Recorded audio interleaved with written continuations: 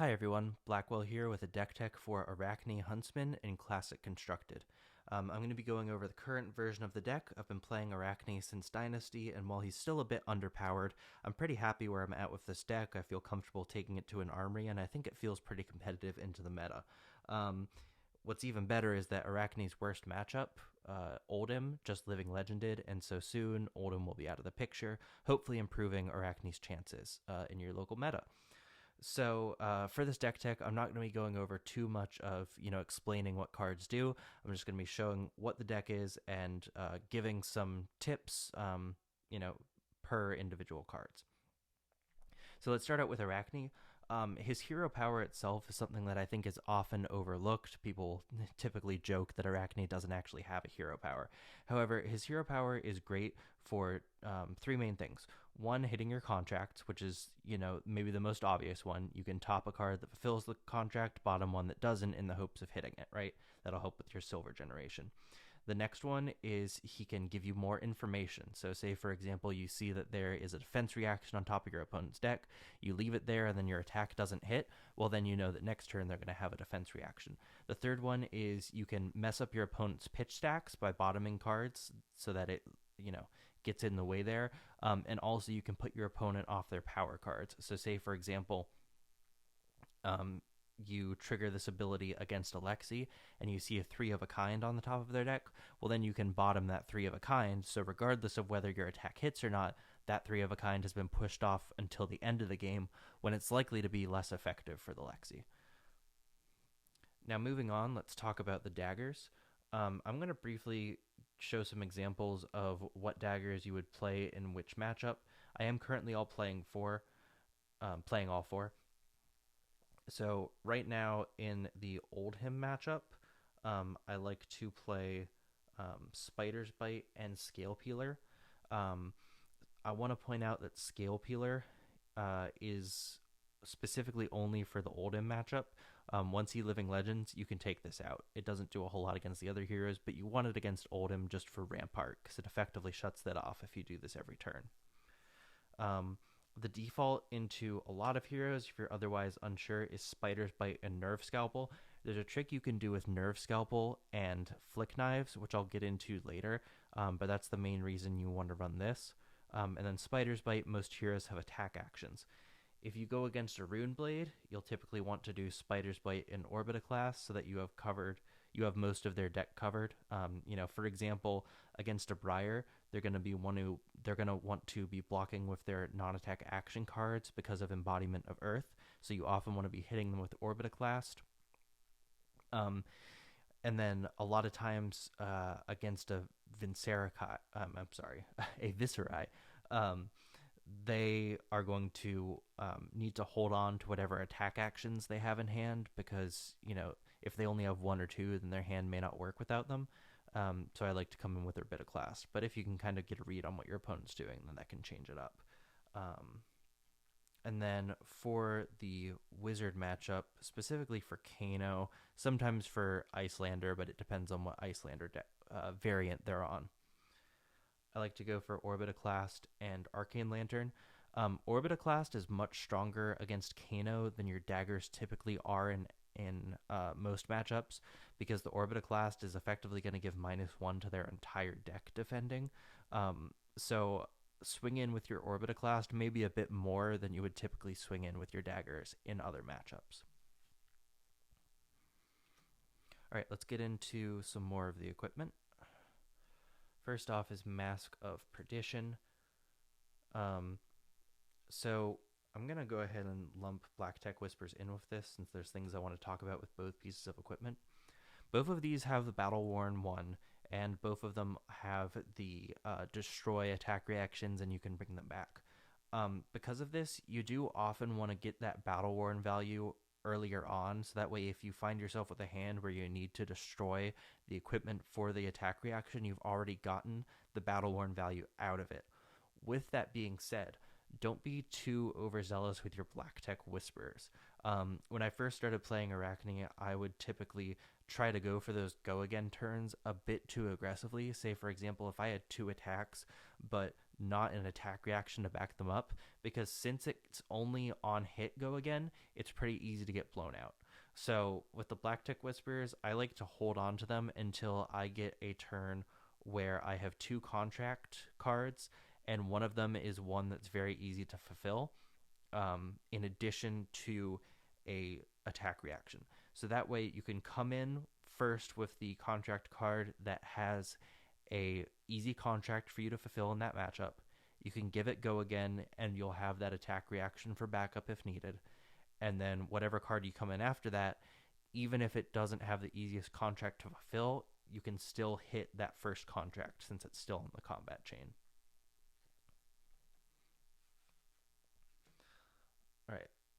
Null-Rune Hood. This is just another piece of AB. I believe I'm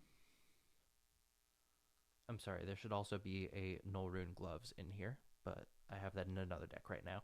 But Null-Rune Hood and Null-Rune Gloves are the other pieces of AB. We play AB3 into Kano.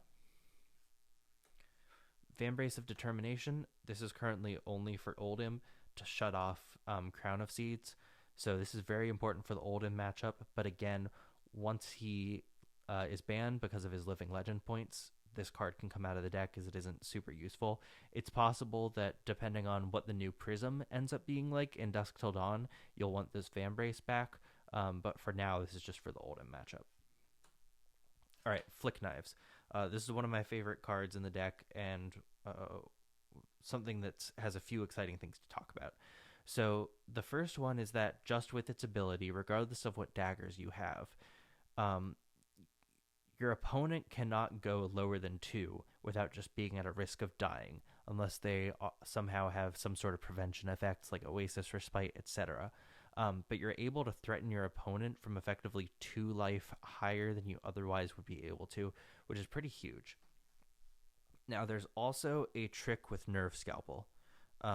In case you're not aware of it, I'm going to go over it right now. So I want to specify that this only works with Nerve Scalpel. This doesn't work with any of the other daggers. When a player defends with... Sorry, let me rephrase that. When a player plays a defense reaction, it is not considered to be a defending card until it resolves and is added to the combat chain. And you have a window where you can respond with an attack reaction before it resolves and is added to the combat chain as a defending card. So because of this, you're able to react with Flick Knives to Nerve Scalpel at them, and get that on hit effect, and it will lower the defense reactions value. This is super important because a lot of our contract cards have 4 power. So if your opponent blocks with a 4 defense reaction, Flick Knivesing a Nerve Scalpel threatens to make that 1 lower, and so the contract will still hit. So this is an important interaction to be aware of. We are also playing Concealed Blade in this deck, so you're potentially able to get a little more value out of this as well, and a few more points of damage over the course of the game if you can get those Concealed Blades to land, but it's not a priority. And then lastly, we've got Fiendel's Spring Tunic as the chest piece. There's not really another great option right now. Redback Shroud isn't super great for Arakni because most of the attack reactions you want to be playing cost 0 already. And while that Spike With cycle is pretty good for limited, Arakni Stealth doesn't really exist in Classic Constructed right now, so you can't play those. I'm hoping in the future we'll be able to do a bit more with Redback Shroud because I think that card is sweet. But for now, we go with the Fiendel Spring Tunic just for the extra resource every 3 turns. All right, now I'm going to get into the main suite of contract cards. I'm playing 3 red Plunder the Poor, 3 red Slay the Scholars, 3 red Leave No Witnesses. So these are all of our red 0 for 4s that we play. Leave No Witnesses is a given. This is one of the strongest cards in the deck, and you always pretty much want to play it. It's one of the main reasons to play Arakni. It's also your default go-to target off of Codex of Frailty. The other 2, Plunder the Poor and Slay the Scholars, I found that after Leave No Witnesses, these are the easiest 0 for 4s for me to trigger contract on. However, That may vary depending on your local meta. So, you could experiment, try out some other things, see what works for you. Um, One important thing to point out here is that all of our contract cards block for 3. So these are 0 for 4s that block for 3, which isn't super common to have a 0 for 4 that blocks for 3. And that's part of why Arakni is so good as a defensive deck, because as a baseline, most of his cards block for 3. So he's able to get a lot of defensive value without specifically playing defensive cards. So, past the suite of red 0 for 4s, we are playing more contract cards. Next up is Annihilate the Armed. This one, it's not a 0 for 4, but it's very easy to trigger. It's going to trigger against pretty much anything except for Kano. It triggers off of attack action cards, if you aren't aware. It does have one cost, which can be a little bit awkward. I like to try to set this up to play off of a Tunic counter, or to be able to, with a blue, just go dagger, annihilate the armed, which isn't the worst thing in the world. So yeah, this is one of the ones that can be good to go again off of Black Tech Whisperers, then come in with something else. That way you're getting that contract value. All right, next up we have Surgical Extraction and Eradicate. Surgical Extraction is one of the most powerful cards in the deck because of how well it threatens your opponent's hand. If you're able to set up Surgical Extraction plus attack reactions, you can often get your opponent to block and then still get a card out of their hand, sometimes completely ruining their whole next turn. Surgical Extraction is also a card that people often overblock against. So sometimes, even if you don't have an attack reaction backup, it can be good to come in with it. However, that being said, this is a very good late game card too. So if you're kind of in doubt about whether you should play this or come in with a red card, for example, default to pitching this away for late game. Eradicate is the best card to come in as the second attack on a chain if you're doing a Black Tech Whispers go again turn, because every card it banishes will potentially trigger the contract from the first card you played that chain. This is another one that can be good to go off the Tunic counters. This is also really good in matchups where your opponent doesn't want to be blocking that much. So, for example, against Lexis, they're often not going to block this out just because, they want to save those cards, deal more damage to you on your turn. And that can heavily speed up fatigue and run them out of, how much damage they actually have in their deck to come back against you.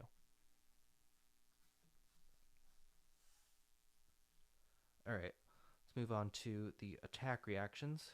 I am playing Rainbow Shred. Shred is one of the most dangerous cards in the deck, both for you and for your opponent. So let me talk about why it's dangerous for your opponent first. So Yellow Shred and Blue Shred are very good for being yellow and blue cards.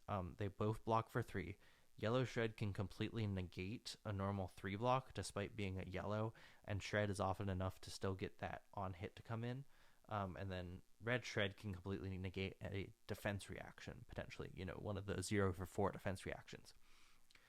The other cool trick you get to do with Shreds is that if your opponent has a piece of temper equipment, because of the way temper is worded to where, if it has 0 or less defense at the end of the combat chain, destroy it. If you shred a piece of temper equipment, that'll destroy it when the combat chain closes. So this can be really useful against something like a flame scale furnace, for example. Now, you may have heard me say, this can be one of the most dangerous cards for you, which is true. So shred only does anything if your opponent defends. So if your opponent doesn't defend, then it's just stuck in your hand, which can be a problem. So, for example, if you ever have a hand where you have multiple shreds, say like a yellow shred and a blue shred, unless you're like really wanting to make sure some sort of go wide Black Tech Whisperer's turn hits, you pretty much always want to pitch one away for a dagger first. Because if you end up with 2 shreds stuck in your hand just because your opponent didn't block, then you've kind of set yourself back heavily there. Even just like arsenaling a shred isn't that great of a scenario too, because you're not going to be able to clear it from your arsenal until your opponent defends, and that can mess up your Codex of Frailty turns. And Codex of Frailty is one of the most powerful cards in your deck. It can also prevent you from arsenaling a defense react that you might need against a dominated attack, etc. So that's why Red Shred is the main card that gets cut into matchups where, we're bringing in cards and we don't think our opponent is going to do a whole lot of blocking. All right, past the shreds. Next up, we have Red Cut to the Chases. These are mostly just 0 for 3 to contracts. You can get what is effectively an extra Arakni trigger. This is best paired with Eradicate, since you can threaten to banish more cards, whereas Shred, even if you're shredding what your opponent defends, you're still maximum getting 4 out of it. This is also why, generally, if you have the option between shredding something or cut to the chasing something, you want to shred first to ensure you can get the value out of it, because, shred only works for your opponent's defending. Cut to the chase still does damage even if your opponent isn't defending. I have tried playing yellow cut to the chases in the past and found it underwhelming. This is mostly because most of your contract cards come in for 4, and so if your opponent blocks with 2 3s, then your yellow cut to the chase doesn't really do anything because it's just giving +2. Blue cut to the chases I did have for a while before Concealed Blade came out, but I found Concealed Blade to just be better now. Which, let's go ahead and talk about Concealed Blade. So I am running 3 Concealed Blade. This is mostly a blue block 3 that can give +1 attack to any of your assassin attack action cards. Now in this deck we are only running contract attack actions as far as assassin specific attack action cards go. This is a little bit better than blue cut to the chase in my opinion, though, because if you know you're going to be hitting off of a concealed bladed attack, you can also add a Flick Knives to that chain, so then when Concealed Blade hits, you'll be able to get another dagger back. So in that way, you're kind of doing 2 damage instead of just 1. So you do get a little more value out of these versus cut to the chases. Most of the time, this is just going to be a blue block 3, though. All right, and then this is one of the spiciest things in the deck. 3 Yellow Spreading Plague. This is another card that I'm going to say right away. You, when in doubt, default to pitching this away or blocking with it. It does block for 3. This is another card that only does anything if you're defending. However, remember what I said about, people often overblock your surgical extractions. Depending on the matchup, people may be overblocking your Command and Conquers, your Leave No Witnesses. This is a card that can really punish overblocking. If you do something like come in with a Command and Conquer for 6 and your opponent blocks 2 cards, this is already threatening 4 damage that's very difficult to prevent. So this can be an incredible game ender, especially if you set up a pitch stack with this and surgical extractions. It's also a yellow, so you can use it to pitch to your Command and Conquers, to pitch to your daggers, to pitch to your surgical extraction. I'm a big fan of this card. Just make sure you don't try to play too heavily into this. When in doubt, block with it or pitch it away, because this is another card that's dangerous to get stuck in your arsenal, because it can just, rot away there. No pun very much intended. It can just rot away there if your opponent isn't defending. All right, now I want to get into the non-contract attack action cards real quick. I'm running 3 Give and Take. For a while I was running Enlightened Strike. I'm trying these out now. This spot could be either of them. I would honestly lead towards thinking that Enlightened Strike is a little bit better. However, I do like this card because it has Go Again, so it can help with some of our awkward hands where we may not otherwise be able to play out all of our cards. It's 3 damage that your opponent really doesn't want to block, because if they do block with an action card, you're getting something back. And the reason why that's valuable in Assassin specifically is that you become much more dangerous the lower your opponent's life total is. This is because of all the attack reactions in your deck. Your ability to give your opponent Blood Rot tokens, your ability to flick knives things. So the lower your opponent gets, the more they have to consider overblocking things in case they're going to die to attack reactions. And so getting in 3 damage that's very difficult to block can be good even earlier on in the game. This card really shines in the late game if your opponent becomes forced to block it. But yeah, so this could be Enlightened Strike. Try out both, see which one you liked better. But I do like Give and Take. Next up is Command and Conquer. You know it, you love it, you hopefully have your copies of it because this card is expensive. And I hate that it's expensive, but one of the best decks right now is Lexi, which unfortunately makes this kind of necessary for Arakni. It's just such a strong card into Lexi. It blocks for 3. It's relevant in the Dromai matchup, which is one of our worst matchups just because it's a popper, and this deck with all the contract cards is a little bit hurting for poppers. So, I've been liking it. It's very strong. If you don't have Command and Conquers, just play another, 6 block 3 in here like Amnesia or something. It's not going to be as good, but, Command and Conquer is a very expensive card to get your hands on, so I understand if you need to change it out. So I'm playing 6 defense reactions main deck. Like I said, this is a slower Arakni deck. In a lot of cases, you're going to be actively fatiguing your opponent through your contract cards, but having this ability to defend, very important. These obviously come out into Kano, but they stay in pretty much every other matchup. Yeah, this is one of the categories of cards you want to default to arsenaling instead of your attack reactions, just so you're able to answer dominated attacks, your opponent's attack reactions, or so you're able to defend while still being able to keep potentially like a 4-card hand if you drew into something really good. Okay. Next up, Sigil of Solace. When we were discussing Give and Take, I mentioned that Arakni can have some awkward hands. I do want to explain that a little bit more right now. So, if you draw a hand that has multiple attack action cards, say like 2 of your 0 for 4s, you can try to go for a wide turn with Black Tech Whisperers, but because it's, an on hit go again, because it's an on hit go again, you're not guaranteed to get that. So that can make it a little awkward. Or if you get a hand with 3 attack actions, there's no way you're going to use all of them. Similar things can happen if you draw too many attack reactions. Because Arakni has that problem of being able to utilize this whole hand, I like Sigil of Solace in the deck because it's a card that always does something. It's always going to gain you 3. So, excuse me, sorry. The other thing it helps you empty your hand more easily for a Codex of Frailty, which we're about to talk about. All right, Codex of Frailty. This card's very powerful and is one of the main reasons to be playing Arakni.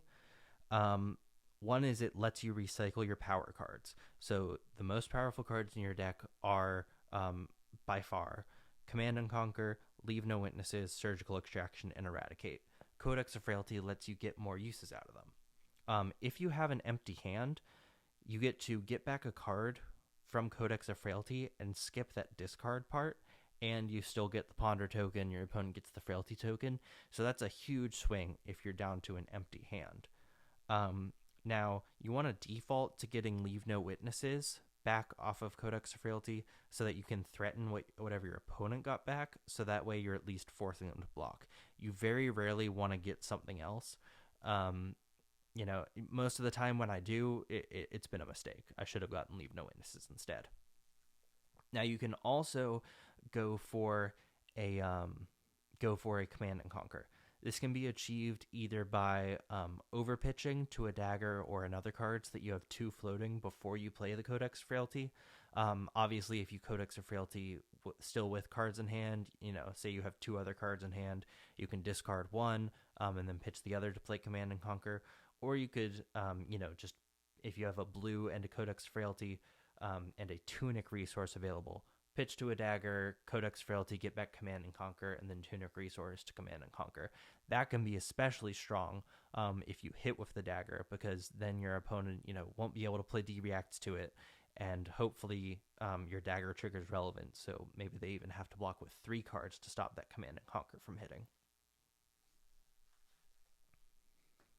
All right, and then we have, I'll talk briefly about Plague Hive. This card gets you value. The afflictions aren't super relevant in every matchup, but there's some matchups where they're very relevant. For example, against Lexi, all 3 of the tokens are relevant. Getting a Frailty on their turn, say if you pitch this to something like an Oasis Respite, can be huge. Other matchups, it doesn't do a whole lot. Like, for example, into Kano, only the Bloodrot Pox is sometimes relevant. I mean, the Inertia, I guess, can be relevant too, but it's not super great in other matchups. So if you don't have one, don't worry about it. You don't have to play it. Just replace it with another blue block 3, like a blue contract card or something. But if you have it, definitely play it. All right. Last ditch effort. As I've mentioned, the game goes long. I've definitely found myself in situations where, before I was playing this card, I got to the end game and I would have just needed that little extra push. Last ditch effort can give you that. So obviously you want to be pitching this away for the late game. One neat trick that you can do with Arakni is if you have silver tokens, you can potentially get last ditch effort turned on a little sooner. Say if you have 1 card left in your deck, you can just pitch a blue to break the silver token, draw that last card, and then suddenly your last ditch efforts are turned on. The reason this card is so good is by the end of the game, you and your opponent will probably both be very low, and coming in with 1, potentially 2 8 attack cards in 1 turn is at the very least going to force your opponent to block and run out of some of the cards that they have left, which can be a huge difference when you get to the end of the game. All right. And then lastly, we have 3 copies of Stab Wound. This is mostly to have another blue block 3 to fill out the numbers that I wanted there. And the reason I chose Stab Wound is a 0-cost attack that can threaten to deal 4 damage to your opponent. So if you are coming in with just a Stab Wound, so not even if you've attacked with another card, another dagger this turn, if you're coming in with just a Stab Wound, if your opponent doesn't block, they have to consider that you could Flick Knives at them to deal 1 from the Flick Knives, and then Stab Wound will now be dealing 1 additional point of health because of, you've had a dagger hit that combat chain. So this ability to threaten more damage, or even if, say, earlier in the game you find yourself with an all blue hand, say like a couple blue shreds, one of these, and like a concealed blade, you can go dagger, dagger, Stab Wound, and suddenly your opponent is forced to consider, like, hey, do they have to block out this 2-cost attack, where normally, if this were something like a contract card, they might not care, but this would be threatening more damage. All right. Lastly, I want to briefly go over the sideboard. Down and Dirty. This is for the Dromai matchup. That's pretty much it. If you're in another matchup where you have cards in your deck that you just need to take out, say, for example, if you're going into Kano and you just need to get all of your D-reacts out of the deck, then sometimes 1 or 2 of these can come in, but this is pretty much just for Dromai. Oasis Respites. These come in against Kano. They come in against Runeblade to help deal with, what's that card called? Rosetta Thorn, to help deal with Rosetta Thorn. They can come in against pretty much anywhere where you want more D-react type effects. And part of that is that Arakni doesn't utilize his Tunic counter super well, so you can try to set up Oasis Respite to be able to utilize those Tunic resources better and get a little value out of it. It can be good against Guardians because it can be a way to answer the Pummel CNC combo, where normally you wouldn't be able to D-react. So it's got a lot of use cases. If you're on the fence about bringing it in a particular matchup, I would recommend you try just bringing in 1 or 2 and see how they do.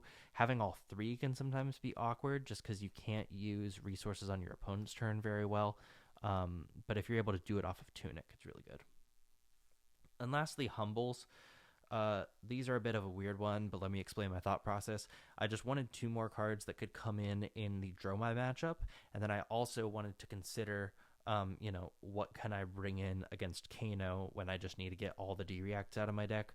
And Humble was one that had a, not completely irrelevant text box against Kano, while also being a popper for Dromai. So I went with Humble.